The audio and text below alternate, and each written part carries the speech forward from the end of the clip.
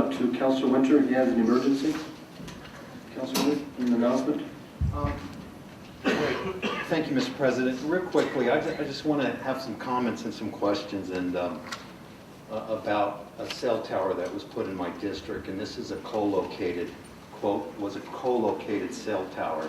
And I know that my residents of District 4 are very, very upset about this, as well as I am. And I'm going to have John talk a little bit about co-location, but co-locating cell towers is really a good thing, because what it does is it takes one less pole that's out there. And so anytime you can co-locate a cell tower on an existing pole, it's a good thing. And I think that's what the intent of the ordinance is, but this cell tower that was put up in District 4 doesn't quite fit with that co-location. But John, real quick, just talk about what a co-located tower is. Mr. President, Councilor Winter, all wireless telecommunication facilities are required to be concealed, except for those that are co-located. But in the case of co-located facilities, which is placing additional antennas on existing non-concealed wireless telecommunication towers, they have to be done in the least visibly intrusive manner. They need to blend in with the existing structure and the existing surroundings, and they need to be done in an aesthetically pleasing way. And so, Mr. President, Councilor Winter, if you'd like, Andrew Webb of our planning staff has a PowerPoint with some photographs that you can run through if you'd like. Right, and let me talk about the PowerPoint. So that's kind of what the ordinance says on co-location. So it is a good thing, but there's still some qualifications. But when they do co-locate on an existing pole, there's a lot of things that they do not have to do. And one is to have meetings with neighborhoods and let them know this happens. So if you look at this first slide, on the left there's a line that points to a concealed tower that is at the corner of Wyoming and what is it? Wilshire. And so it's concealed, a fairly nice looking tower. And then you'll see where the red line is, where there's a proposed tower going up. Now look, if you look to the left, there's about a 40-foot wood residential power pole that stops right there. And so, go to the next slide. So what happened is basically what we did was they said they're going to co-locate a tower, and so they put a brand new freestanding cell tower next to the little 40-foot wood tower, which is 60 feet high, and because they didn't have to meet with neighborhoods, and because they didn't have to, you notice it didn't follow it, so you have these 4 foot up there. And so, the wood pole's still there. So then, what P&M did is they came and removed the little residential pole and then reattached the lines to the freestanding cell tower. To me, there's something absolutely wrong with that. It does not fit the intent of what the ordinance says. It's a cell company get away with not having to meet with neighborhoods, not having to conceal the tower anyway and get away with it. And I guess the problem I have is that this went through planning, and I don't even think they questioned it. So go to the next slide. So then that's what it looks like. So if you look at the diameter of this, it's also in the walkway, and there's the housing to the right of that. And then if you notice, there's a sign that says, please stay away, it could be dangerous for you to be anywhere near this cell tower. And so if you notice the diameter, it's like 7 or 8 times the diameter of a wood residential pole. But, quote, it fits a co-location category. So go to the next. So that's the house, that's the tower, it's across from Laqueva High School, it's in a church property. It isn't a residential. None of the neighborhoods were told about this tower, so go to the next one. So there it is from the other part, looking down toward Wilshire, and there's that little sign. And that is the concealed tower that was put up, and then you can see the other one, that's the freestanding in my book, quote, co-located tower. And so, in some discussions I had with planning, they said that an intent of what it did fit the ordinance, and I had talked to P&M.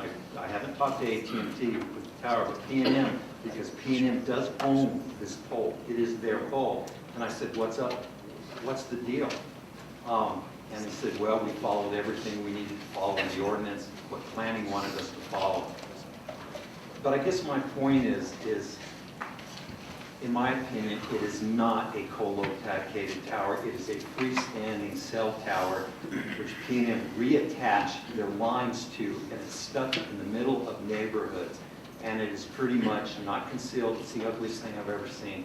You can see it for miles. And I'm upset about it. I just don't know how to fix it.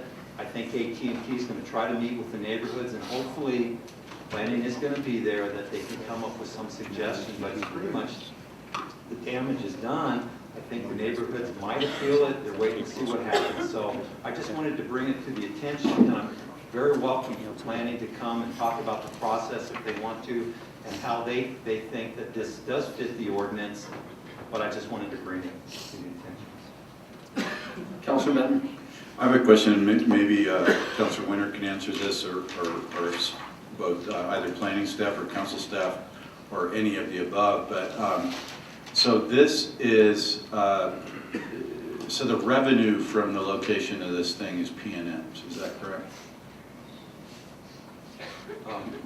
Mr. President, it is their poles. As far as yes, they get revenue. Their revenue from the phone company, Yes. or the phone company paying. Yes, A&T. In fact, A&T paid for the pole to be erected, and they will pay. And P&M, I mean, it's essentially they're, and the intent of this, I think, is right. They're sort of piggybacking on our franchise agreement with P&M. From setting aside, I'm just trying to get the lay of the land from the business standpoint, as opposed to the land use issue, which I agree. It looks like something kind of, went awry there. But in that kind of situation, though, as far as and correct me if I'm wrong, maybe Andrew, you went out and took these pictures, right? This is in the public, this is in the city right away, but that's what I'm trying to get to. It's a P&M franchise easement, and they're selling the rights to that to the telecommunications company. Mr. President, Councilor Garvey, or Councilor Benton, I believe that the housing and the pole itself are located on the church property. I'm not sure if it's the church or P&M or maybe both. It looked like it was straddling a city sidewalk. I was surmising. Councilor Harrison, then Councilor Vice President Jones. Thank you, Mr. President. Yeah, I'm curious who's getting the revenue from this. My suspicion would be the church as well as P&M, that they're both getting some lease. But I mean, because I was involved in, actually that was my bill, that ordinance. And this does look like something that doesn't pass the smell test. I think that pole should come down, frankly. I just don't see how this could be within the spirit or the letter of the co-location, but I'm interested to see if there is a justification for it, and if the planning has that justification. So, Mr. Perry, if there's some complaining, you can explain what happened. I think Ms. Lubar is there.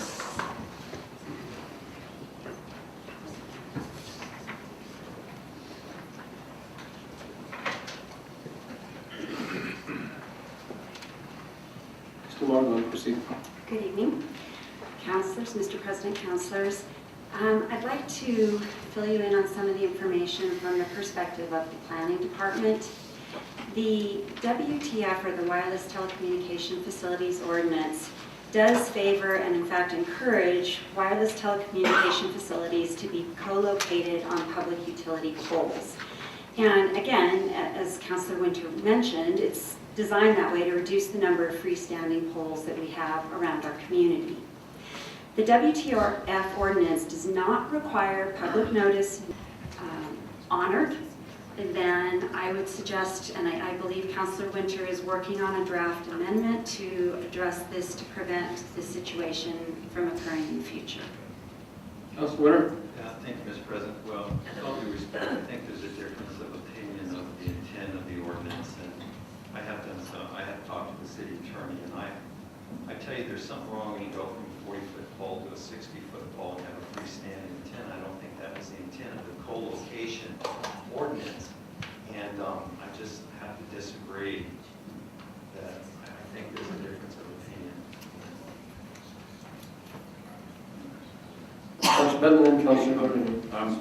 Ms. Lubar, the other addresses that you had, would it be possible to get photos of what those poles are? And, I mean, my sense is we're going to need to do something about the language. Yeah. So we might as well look at the other examples that you cited. And I do agree, I think the intent was probably, I'm not saying necessarily the planning department acted wrongly, because if we didn't have a tight enough ordinance, then we need to tighten it up, and recognizing that there are federal constraints. But I do think we're probably going to need to do something about it. I guess when that original concept of Councilor Harris's bill was explained to me, I was under the impression that these would be pretty much existing poles, that it wouldn't drastically change in its character upon being built. So if you could help us out with that'd be great, just to look at visually what the other ones look like. Mr. President, Councilor Benton, I'd be happy to give you those photos. And also, I think that maybe what has evolved over time is that the weight and size of the newer telecommunication facilities cannot be supported by the old poles, and so I think that that's maybe what's occurred. Right, and you know, PNM is an important community partner, and there are issues, you know, in some of our redevelopment areas, as you know, we've talked about. We're not going to be putting electric lines underground everywhere in the city, but there are some parts of the city where, you know, because of economic redevelopment needs and trying to improve the character of certain of our critical corridors, you know, undergrounding of lines is important, and I really hope that PNM will be working with us on the cost of that. I mean, I don't think anybody would be asking them in any of these cases to give away the farm, but on the other hand, as a community partner, to really work with the city to solve some of these problems. Thank you. Councilor Lee. Thank you, Mr. President. And I too, like Councilor Ben and Councilor Winter, was either under the wrong impression or thought that even that pole that was first shown, the sort of more of a artistic, that one there, that would be the co-location, that the other pieces of equipment would be added on there somehow, if at all possible, rather than a brand new pole. Followed by Ken Linsky. Welcome. The CDC reported babies under 6 months of age should not have fluoride. It causes downfluorosis, which is irreversible. Fluoride is the only substance that can break through the blood-brain barrier. It collects in the pineal gland, lowering the IQs of children and decreases cognitive function. The fluoride the county is proposing to contaminate the water with is not the naturally reoccurring fluoride, but a synthetic fluoride that comes off the scrubbers of phosphate fertilizer companies. The type of fluoride also has other contaminants such as aluminum. In 2011, the county was erring on the side of caution by removing it. Now they're throwing caution to the wind. Why? Can Albuquerque afford that kind of liability?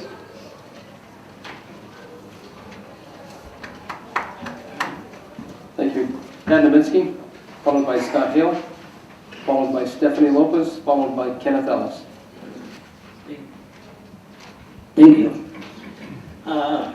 Speaking about drinking water, yes, do I have to drink chlorinated water too?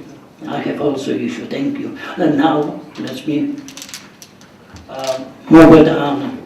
I believe that City Council received 7 pages from me. Anyway, same time, I want to recognize before I get to it, one of the retirees, well, with who I met this morning, shoulder to shoulder, gave me shoulder. He's retired, as I understand, one of his sergeant from APD. Now he is manager of enforcement. Mark Shepherd, like his business card. Well, his parking issue, as I stated in 3 pages. Now, I had last Saturday, when I walk out from church property, I realize that is something under my front of the car. I almost put my hands up. I can't believe it. My God. Well, I didn't say that. I look around. Here is no sign. I'm talking about sign, no parking. Yes, the sign, 2 days later I found it, sign was behind the telephone pole. Thank you. Thank you. Scott Hale, followed by Stephanie Lopez, followed by Kenneth Ellis. Welcome. Thanks. Let's go and proceed. Next speaker is Stephanie Lopez, Kenneth Ellis, Simon Kolakowski, followed by Nora Anaya. Welcome. Hello, President Sanchez and councilor members. I just wanted to have the opportunity to speak and thank you first and foremost for doing a proclamation for Chief Alan Banks. He was deserving of one, and I'm glad you guys had the opportunity to get him one before he left us.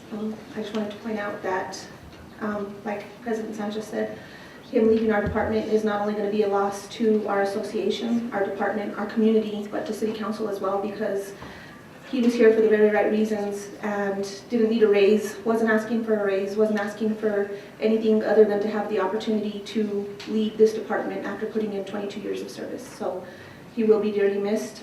Again, thank you for the proclamation, and I wanted to thank everybody who already left, so I want to thank them outside because it's very, very refreshing to see that we do have a lot of the community support, and I think you get a small percentage of people in here who are here for their own reasons. I understand good reasons, obviously, in most cases, that are here to voice their opinions as well, but there is a large portion of the community that does respect the Albuquerque police officers, and it was nice to see that it was being shown today, and it's nice to see that we do have support. And if for whatever reason a politically appointed new chief that was picked out of a national search doesn't fare well for our department and isn't the right fit after all, I would hope that we could look through other avenues and having City Council on board to make sure that any more mistakes don't happen from anybody from outside coming within, because it's hard to learn what policies and procedures are before you make change. And we have a lot of great leaders within our own department that are capable of doing that job as well. Thank you. Thank you.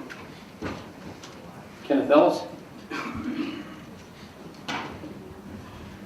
Thank you, President and councilors. It's come to my attention that there's folks out there who don't realize the scope of the problem that we have here. It's not just the training in the police department, the Police Oversight Commission, the whole system of accountability and checks and balances is it's not right. Anytime you have an officer that's been proven in a court of law to have violated someone's rights, and then that same system all the way through the grand jury, you know, we're all victims here. The rank and file are victims of their leadership. I mean, the problem is more than just, it starts with the training of the officers, and then it starts with the disposition in the individual officers. And then it goes all the way up through the rank and file, all the way through the brass, all the way up through the administration, all the way to the Attorney General. I mean, I've been through this all the way through the system, and it's all broke. You know, this cops show that's in the news lately, you know, our former mayor ran them off because they were exposing the problems that were within the police department, and they also pulled all the cameras out of the cars because of that exposure. We still don't have cameras in the cars, and I think that's a vital necessity for checks and balances. You know, if we have an open and fully transparent government, then why would we have any problem with the cops program coming here? I mean, we should be able to highlight the good officers and the work they do. You know, we have this problem here, and we have it all over the country. So, you know, it's a unique opportunity we have here to set a precedence for the rest of the country. And I really hope you guys take the task force's suggestions seriously, and I really hoping and praying for honest change that will help us all. Thank you for your time. Simon Polakowski, followed by Nora Anaya, and the last speaker under public comments will be Silvio Delangelo. Welcome.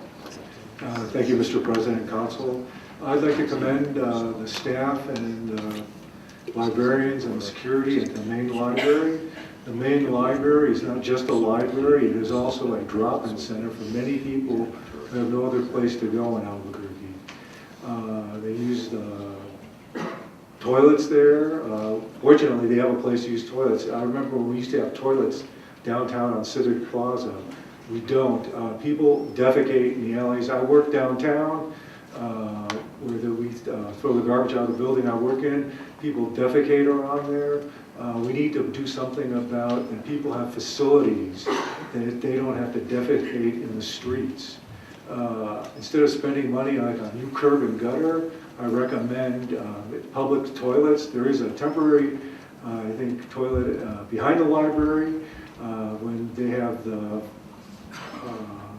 growers market, they bring in temporary toilets. Maybe if they could bring temporary toilets downtown, we're not going to alleviate this problem by ignoring it.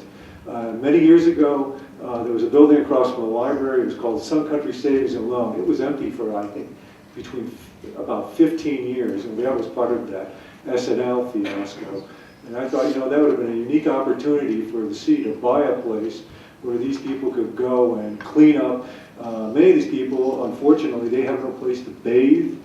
And again, I like the staff down there is doing a tremendous job. Security, they know these people, on first name basis, because these people have nowhere else to go. And after the library closes, it's very bad. And I remember when the library used to be open till 9 p.m. I think instead of spending $16 million on an innovative center, we should open up our libraries longer and let people learn. And we'll get innovation from learning. Thank you. Thank you. Nora Anaya? Welcome back. Thank you very much. Council President and Council, City Council and women, I just need to say there's several things I would like to talk about, but right now at this point in time, Omari comes to my heart, and I think of what I have been through with my brother-in-law. Was in a situation that he was being abused. Adult Protective Services was being involved, and what had happened 16 years later, found out he had been more than just abused, he was molested. He came to live with me. Now he's been with me 4 years. But what I found out that Adult Protective Services had been doing was talking to the people that had done the abuse, not allowing the children or the people to talk to them alone. And then at one point we asked a policeman to go in and do a welfare check. He went in and found no food in the refrigerator but never reported it because there needs to be some kind of a, like Amber Alert, for them to record it and maybe not to have to write out so much paperwork. I got in and looked at a nuisance abatement, found out 48 incidences that happened in 1 year at this place. So my heart goes out to Omari because I've been there in a situation where now I have my brother-in-law living with us and he's in good hands. But at that point in time, it was just a shaky road, and every given time there was an incident of not a stabbing, an overdose of heroin in that household. And after reporting it and looking up for the paperwork, finding that paperwork was null and void because nuisance abatement couldn't come in at that point. Thank you very much. Thank you. Before we go to the last speaker, I'd like Council Vice President Jones to make an announcement. We have some scouts here today. Thank you, Mr. President. We'd like to have the scouts come in and help earn their badges. Tonight we have Boy Scouts of America Troop 750, Rio Grande District, Albuquerque Northwest, and Mr. Michael Hicks is the Assistant Scoutmaster with them this evening. Would y'all stand up so everybody can see who you are?